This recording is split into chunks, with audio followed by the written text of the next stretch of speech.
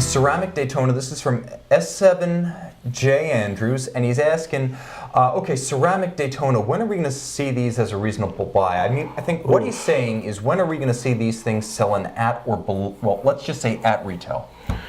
I've seen 22,000, which is almost twice the price of the watch. This is just a big game. This is a big game because you can buy them at retail right now.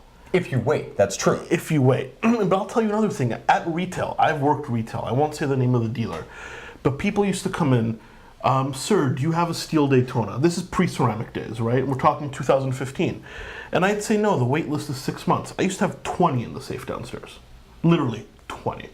We were just, it was part of the illusion. Yes. You know, we'll call you in 6 months. Then you call them up 2 months later, sir, your watch is here a little earlier.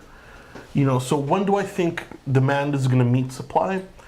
Honestly, I think in a couple years, 2.5, maybe 3 years, it'll be a lot more reasonable. Because now people are quoting 9-year wait lists, which is just... I mean, here's the thing. I would say if you want a recent comparison, take a watch that debuted red hot and is only just beginning to settle now. And that is the roughly August 1st, 2014 to present, Deep Sea Deep Blue, the James Cameron. A watch that came out and all of a sudden a model that had absolutely no buzz, available by the truckload delivered, the Deep Sea, suddenly became the hottest single watch in the Rolex catalog. Yeah. And there was a wait list and there were speculators, so you either paid list and waited, or you bought aftermarket and paid a premium. It was insane for 2 years.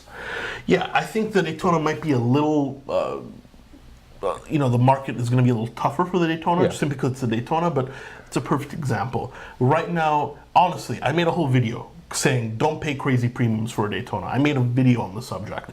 If you wait a couple of years, if you can wait, you know, you'll be able to get them no problem. I would say realistically, if it took about 2 years for the Deep Sea Deep Blue to come down to earth, give it 3 for the Daytona. 3. Yeah, okay, that's fair.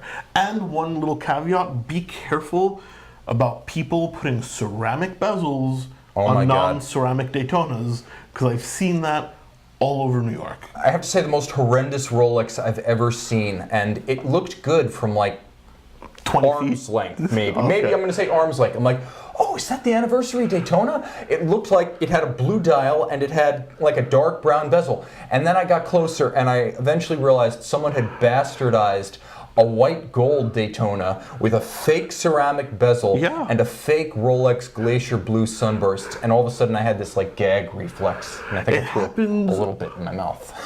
You have no, I mean, I'm sure you do have an idea, but it happens all the time, guys. All the time.